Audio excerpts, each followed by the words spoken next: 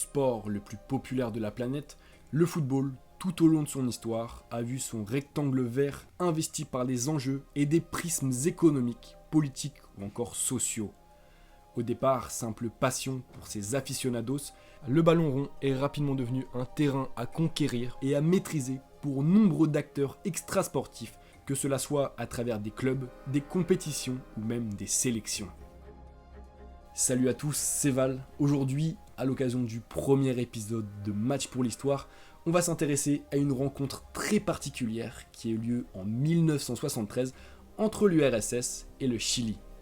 Tous deux en lice pour une qualification pour la Coupe du Monde 1974 aux États-Unis, les deux équipes vont voir leur opposition prendre une ampleur politique internationale après l'instauration au Chili d'une dictature violente et répressive qui transforme le stade de la rencontre en lieu de concentration, de torture et d'assassinat des opposants politiques.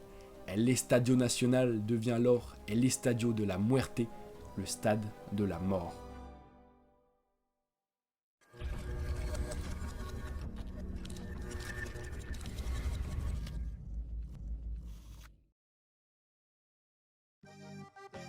L'histoire commence à Santiago de Chile le 11 septembre 1973.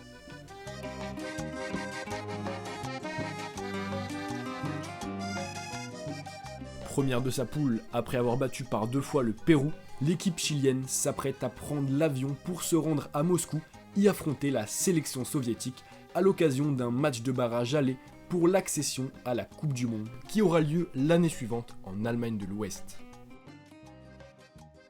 Loin d'être favoris pour la rencontre, les Chiliens se préparent à un long périple de 15 jours avec pas moins de 4 escales avant d'arriver sur place à quelques heures seulement de la rencontre. Mais c'est pourtant dans la joie et avec une grande envie que l'équipe, logée dans un hôtel placé en face du palais présidentiel, effectue ses derniers préparatifs avant le départ imminent pour l'aéroport de Santiago. Il est alors 8h du matin quand tout à coup, tout va basculer.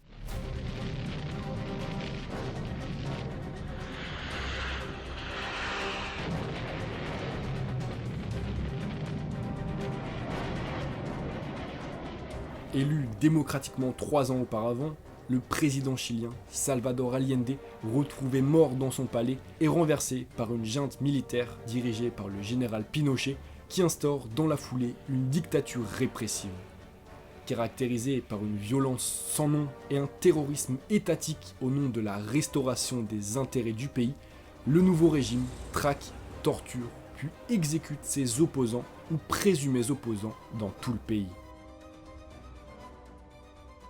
Pour éviter, selon ses propres mots, le massacre de personnes innocentes, Pinochet déclare dès son arrivée au pouvoir un confinement général à Santiago, ce qui va bien entendu poser problème pour les joueurs de la sélection chilienne qui doivent dans la journée quitter le Chili pour s'envoler vers l'URSS.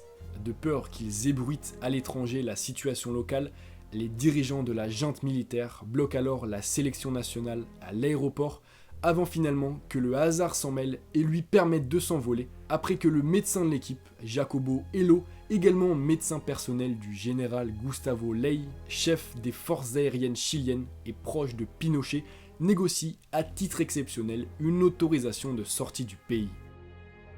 Dans la nuit du 25 septembre, après un fastidieux voyage, la délégation chilienne pose enfin pied-à-terre à Moscou, à quelques heures seulement de la rencontre face à l'URSS. Mais à leur arrivée, les joueurs reçoivent un accueil glacial. En raison du contexte politique du Chili et face aux logiques de la guerre froide, l'équipe chilienne est désormais considérée par les locaux comme un représentant d'un pays ennemi. En effet, le coup d'état de Pinochet, qui a eu lieu 15 jours plus tôt, a fait basculer le Chili d'un pôle d'influence à l'autre, d'un régime socialiste proche et soutenu par l'URSS à une dictature issue de l'interventionnisme américain et donc allié des États-Unis. Entre le départ des joueurs chiliens de Santiago le 11 septembre 1973 et leur arrivée sur le sol soviétique 14 jours plus tard, les relations diplomatiques entre les deux pays se sont rompues, tandis que les ambassadeurs et tout le personnel diplomatique soviétique a été rapatrié. Bref, c'est dans ce contexte très particulier, très tendu entre les deux pays, que la sélection chilienne atterrit à Moscou. scrupuleusement contrôlés et retenus même pendant plusieurs heures à l'aéroport Sheremetyevo, certains joueurs se voient même menacés d'interdiction de séjour en URSS en raison de passeports apparemment défectueux. Et si, à 4h du matin, l'ensemble des Chiliens est enfin autorisé à pénétrer sur le territoire soviétique, ce n'est alors que le début d'un séjour pesant où l'équipe se sentira en permanence en terrain hostile, avec des bus en retard, des terrains d'entraînement tout simplement fermés et surtout de la nourriture et des repas immangeables.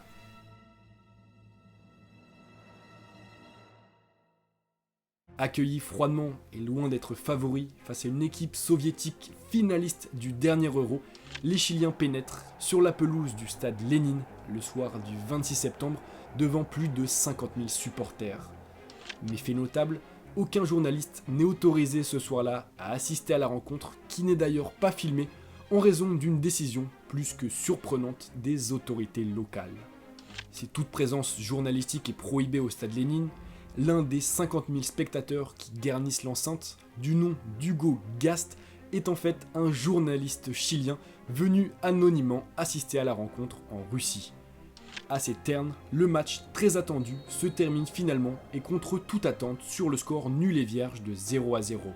Et si le score est flatteur pour sa sélection et surprend d'ailleurs bon nombre de fans de football, il est surtout, selon le journaliste clandestin, à mettre au fait des décisions arbitrales ambiguës qui auraient largement favorisé l'équipe chilienne. L'arbitre de la rencontre, le Brésilien Armando Marques, se révélera d'ailleurs dans les semaines qui suivirent le match comme un fervent anticommuniste et donc anti-URSS. Mérité ou non, toujours est-il que ce 0-0 offre au match retour un caractère décisif pour le futur des deux sélections, un match retour qui aura lieu 2 mois plus tard, le 21 novembre, à l'Estadio Nacional de Santiago de Chile.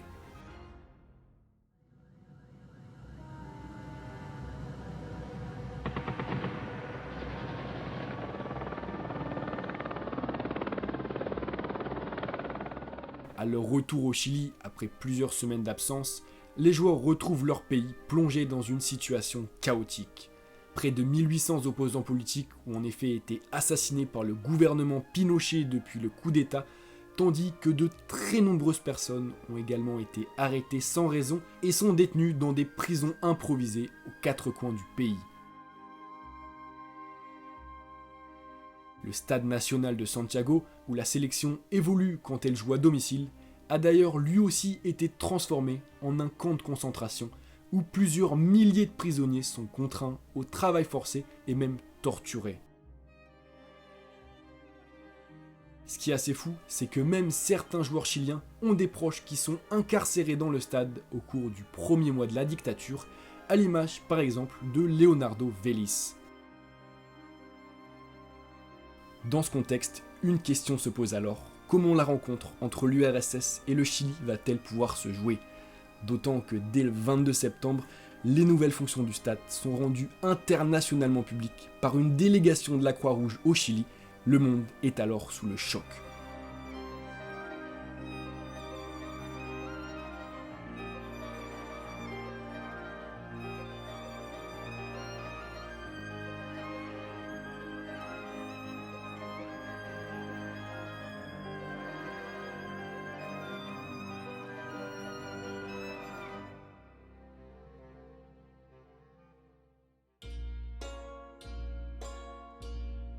Rare nation avec ses satellites d'Europe de l'Est et Cuba a dénoncé dès septembre le coup d'État chilien, l'Union soviétique est aussi l'une des seules à ne pas reconnaître le nouveau régime et fait parvenir à la FIFA, dans cette optique, une demande de modification du lieu du match. Face à la situation, le comité d'organisation de la FIFA organise une réunion en urgence et convient l'envoi de 2 émissaires au Chili le 24 octobre pour rendre compte de la situation locale et visiter le stade dans lequel le match doit avoir lieu. C'est simple, c'est à eux que va revenir la décision finale. Or problème, le choix des émissaires est biaisé puisque l'un d'entre eux, Abilio d'Almeida, vice-président brésilien de la FIFA, est considéré comme pro-Chili, comme un pro-dictature chilienne, voyant d'un bon œil la prise de pouvoir de Pinochet pour qu'il exprime de la sympathie. Le 24 octobre donc, soit 1 mois avant la rencontre, d'Almeida, accompagné du secrétaire général suisse de la FIFA, Helmut Kaiser se rend à Santiago, visite le centre de la ville, puis pénètre dans l'Estadio Nacional, étonnamment propre et vide.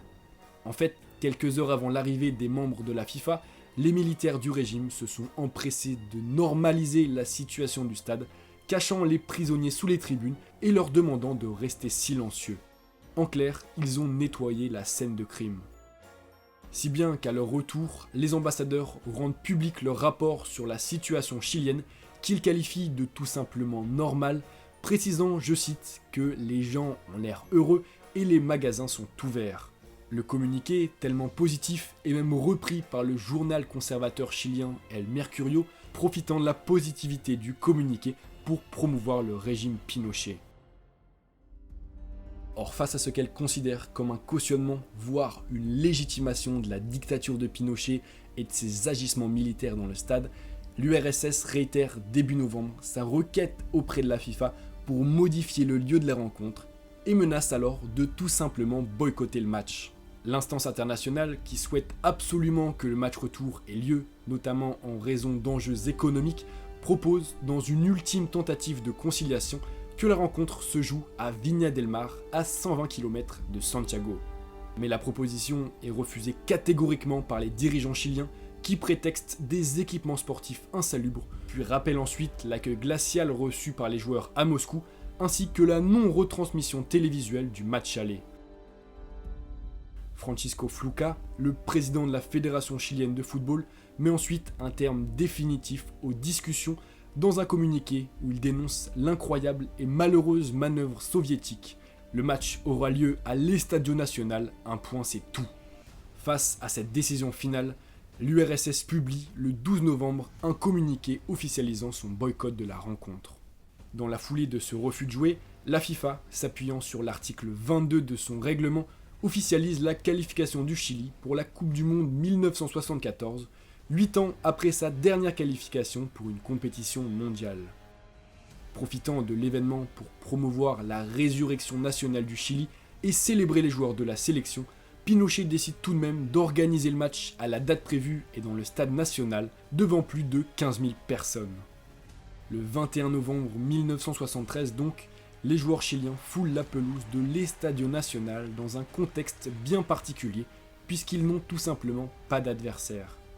Le coup d'envoi donné par l'arbitre de la rencontre, l'équipe enchaîne sans conviction quelques passes avant que Francisco Chamaco Valdés ouvre le score, marquant dans un but tristement vide. La célébration est mince tout autant que le mérite. La parodie de ce match s'arrête là, la FIFA retenant le score final de 2-0. Si la presse européenne occidentale, majoritairement anti-soviétique, peine alors à condamner les actes de Pinochet et le choix de l'instance internationale de maintenir la rencontre dans ce stade, les joueurs chiliens, eux, se rendent parfaitement compte de l'absurdité de la situation. C'était effrayant, je pense qu'il y avait encore des traces de ce qu'il s'était passé dans le vestiaire les heures et les jours précédant notre arrivée. C'était quelque chose de très difficile à assumer, déclara plus tard Leonardo Vélez, attaquant de la sélection chilienne à l'époque. L'écrivain uruguayen Eduardo Galeano qualifie quant à lui ce simulacre de rencontre de match le plus triste de l'histoire, et on peut légitimement comprendre pourquoi. Pour la petite anecdote, à la fin de cette rencontre sans adversaire, la sélection chilienne a tout de même joué un match, un vrai cette fois-ci, face à l'équipe brésilienne de Santos pour satisfaire tout de même les spectateurs qui avaient fait le déplacement. Et devinez quoi, les Chiliens se sont inclinés 5-0 dans une rencontre à sens unique, une rencontre d'ailleurs à l'image du parcours chilien lors de la Coupe du Monde 1974, une Coupe du Monde où le Chili n'a remporté aucun match et a donc été éliminé dès le premier tour. On l'a donc vu tout au long de cette vidéo, le football, parfois soumis au contexte géopolitique international, peut se retrouver tout simplement à la merci d'enjeux qui le dépassent largement. Ici, la rencontre a été l'occasion d'un règlement de compte entre deux nations aux modèles rivaux et antagonistes, réduisant finalement à néant la beauté de ce qu'il se passe sur le rectangle vert. Mais la qualification du Chili à la Coupe du Monde 1974 a tout de même été l'une des premières occasions de voir des exilés chiliens dénoncer publiquement la dictature de Pinochet à travers des banderoles et des pancartes exposées lors des matchs du Chili.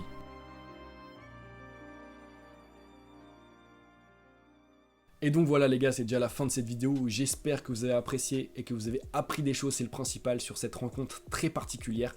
Dites-moi les gars en commentaire si vous avez des idées peut-être d'autres sujets, d'autres matchs, d'autres compétitions à traiter avec un contexte assez particulier, peut-être historique, peut-être politique. Bref, n'hésitez pas si vous avez une idée.